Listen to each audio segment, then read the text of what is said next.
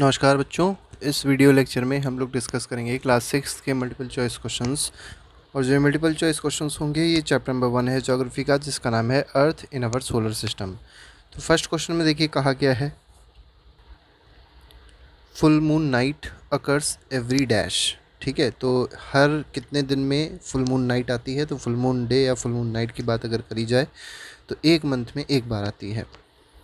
Next is the Hindi word for the new moon night is. तो new moon night को हिंदी में क्या कहा जाता है, तो इसको अमावस्या कहा जाता है। ठीक है।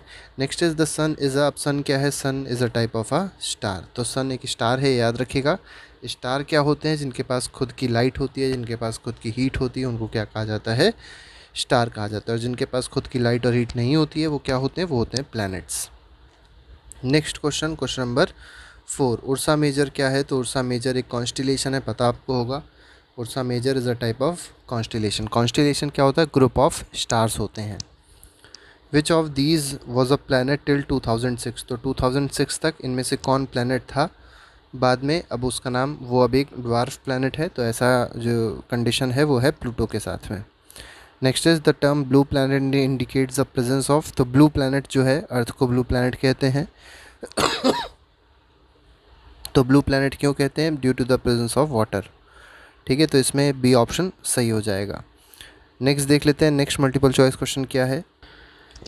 नेक्स्ट क्वेश्चन में देखिए कहा गया है the planet known as Earth twin. तो अर्थ ट्विन किसको कहा जाता है, तो अर्थ का ट्विन कहा जाता है वीनस को। क्यों कहा जाता है, क्योंकि इसका साइज़, इसका मास, इसका शेप जो होता है वो अर्थ की तरह बिल्कुल मैच करता है।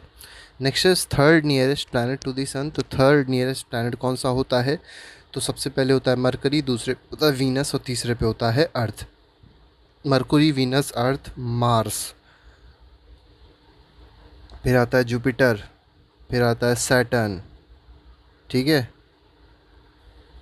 यूरेनस, और फिर आ जाएगा नेपच्यून। तो इस तरीके से अर्थ का मतलब जो कई सारे प्लैनेट्स हैं इस तरीके से वो अरेंज्ड होते हैं। Next is all the planets move around the sun in a. अब देखिए जो सारे प्लैनेट हैं वो सन के अराउंड किस पाथ में रिवॉल्व करते हैं, तो इलोंगेटेड पाथ में वो रिवॉल्व करते हैं। इलोंगेटेड पाथ हो तो इलोंगेटेड पाथ आप टिक लगाएंगे, अगर मान लीजिए इलिप्टिकल पाथ है तो इलिप्टिकल पाथ पे भी आप टिक लगाएंगे। ठीक है। Next is the pole star indicates the direction. तो पोल स्टार किसका डायरेक्शन इंडिकेट करता है, तो नॉर्थ डायरेक्शन इंडिकेट करता है पोल स्टार, ये बात याद रखिएगा। Next is asteroid are found between the orbits of. तो एस्टेरॉइड बेल्ट जो होती है वो मार्स और जुपिटर के बीच में पाई जाती है। ठीक है, तो जो एस्टेरॉइड होते हैं वो भी किन के बीच में पाए जाते हैं, मार्स प्लैनेट और जुपिटर प्लैनेट के बीच में पाए जाते हैं। तो इसका आंसर हो जाएगा option number B, that is Mars and Jupiter. फिर इन द ब्लैंक्स देख लेते हैं। फर्स्ट फिर इन द ब्लैंक्स कहा गया है a group of dash forming various pattern is called a dash. ठीक है, तो ग्रुप ऑफ स्टार्स है। ठीक है, तो ग्रुप ऑफ स्टार्स, कई सारे जो स्टार्स होते हैं उनका जो ग्रुप होता है और वो कई सारे पैटर्न बनाता है, तो उसको कहा जाता है कॉन्स्टिलेशन। ठीक है, तो स्टार्स हो जाएगा और कॉन्स्टिलेशन हो जाएगा। नेक्स्ट में कहा गया a huge system of stars is called. तो ह्यूज सिस्टम जो होता है स्टार्स का उसको गैलेक्सी कहते हैं। ठीक है, Galaxy is the huge system of stars. तो स्टार्स का जो ह्यूज सिस्टम है that is called a Galaxy. जैसे हम लोग जिस गैलेक्सी में रहते हैं उसका नाम है मिल्की वे और आकाशगंगा। Dash is closest celestial body to our earth. तो हमारे अर्थ के जो सबसे पास में सेलेस्टियल बॉडी है वो कौन सी है, तो वो है मून। ठीक है, ये याद रखिएगा, मून हमारे अर्थ के सबसे पास में जो सेलेस्टियल बॉडी है वो प्रेजेंट है। नेक्स्ट क्वेश्चन में कहा गया है dash is third nearest planet to the sun. तो अभी हमने आपको बताया था सबसे पहले होता है मरकरी, सेकेंड पे है वीनस और थर्ड पे है अर्थ। ठीक है, तो earth is the third nearest planet to the sun. फिर आता है Mars. Planets do not have their own. तो प्लैनेट के पास खुद की क्या नहीं होती है, तो ना ही लाइट होती है और ना ही हीट होती है। तो they don't have their own light and heat. इसमें दोनों ऑप्शन सही होंगे। देखिए लिखा भी है light and heat. Next fill in the blanks पे आते हैं। यहाँ क्वेश्चन में दिया गया है the Amavasya night comes occurs about dash days after Purnima night.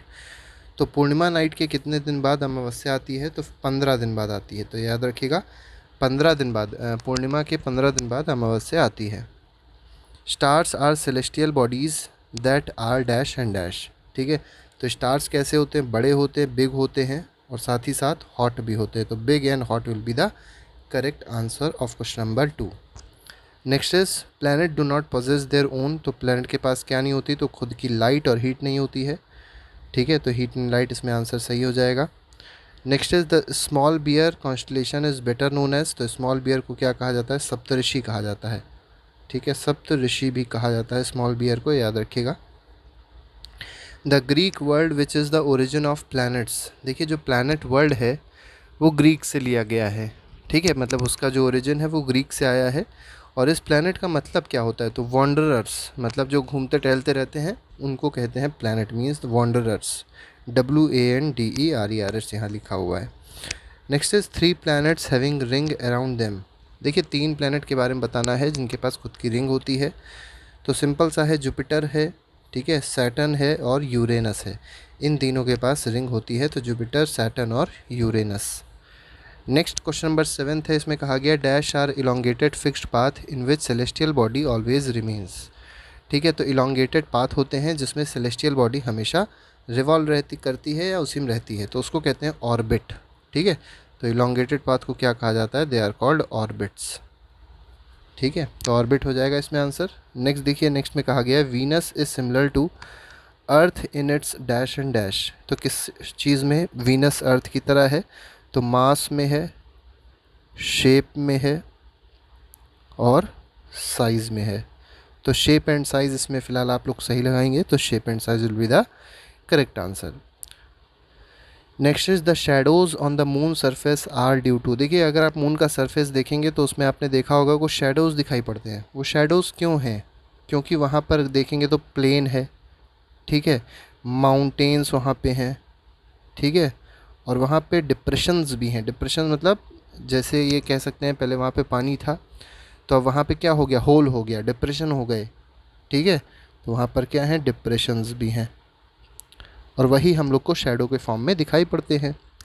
Next में कहा गया meteoroid heat up and burn due to. तो किस वजह से वो बर्न हो जाते हैं मीटेरॉइड, तो मीटेरॉइड जब आते हैं तो एयर से फ्रिक्शन लगता है और फ्रिक्शन की वजह से ही वो बर्न हो जाते हैं। तो it will be, answer will be friction. Friction will be the correct answer. तो मीटेरॉइड्स जो है वो बर्न क्यों हो रहे हैं, meteoroids are burning because of friction. तो देखिए इसके बाद ट्रू फॉल्स देख लेते हैं। ट्रू फॉल्स में पहला ट्रू फॉल्स दिया गया है the sun appears bigger and brighter. तो सन हम लोग को बड़ा दिखाई पड़ता है, ब्राइटर दिखाई पड़ता है देन दी अदर स्टार्स, बाकी स्टार्स से। ऐसा क्यों है, तो ऐसा इसलिए है क्योंकि सन पास है और बाकी स्टार्स बहुत दूर हैं। लेकिन इसमें लिखा है बिकॉज इट इज़ इंडीड सो, मतलब सन ऐसा है इसलिए। तो सन ऐसा नहीं है, सन बहुत बड़ा नहीं है और सन ना ही बहुत ज़्यादा ब्राइटर है बाकी स्टार से। सन सिर्फ इसलिए हम लोग को बड़ा दिखाई पड़ता है क्योंकि वो पास है बाकी स्टार से। तो इसका आंसर हो जाएगा फॉल्स। नेक्स्ट दिया गया है Saptarishi and Ursa Major are 2 different constellations. ठीक है, तो सप्तर्षि और उर्सा मेजर की अगर बात करी जाए तो ये 2 अलग अलग कॉन्स्टिलेशन नहीं है, दोनों सेम कॉन्स्टिलेशन है। तो इसमें हो जाएगा false. Pole star is known to have a fixed position in the sky. तो ये बात सही है, पोल स्टार की पोजीशन स्काई में हमेशा फिक्स रहती है और ये हमेशा नॉर्थ डायरेक्शन इंडिकेट करता है। The earth is the only planet that has a natural satellite. तो नेचुरल सेटेलाइट क्या सिर्फ अर्थ के पास होती है, तो आंसर है नहीं। नेचुरल सेटेलाइट ज़्यादातर प्लैनेट्स के पास होती है। ठीक है, मतलब सारे प्लैनेट्स तो नहीं कह सकते लेकिन मैक्सिमम प्लैनेट्स के पास एक नेचुरल सेटेलाइट है जिसको हम लोग क्या कहेंगे, मून कहेंगे। ठीक, next is Pluto was discovered declared a dwarf planet in August 2006। बिल्कुल सही बात है। ठीक है, तो अगस्त 2006 में प्लूटो को ड्वार्फ प्लैनेट कह दिया गया था, डिक्लेयर कर दिया गया था। Next is the earth is the third largest planet in the solar system. तो अर्थ जो है क्या वो थर्ड प्लैनेट है, थर्ड लार्जेस्ट प्लैनेट है सोलर सिस्टम में, तो आंसर है नहीं। Earth is not the third largest planet in the solar system. ठीक है, तो इसमें फॉल्स हो जाएगा।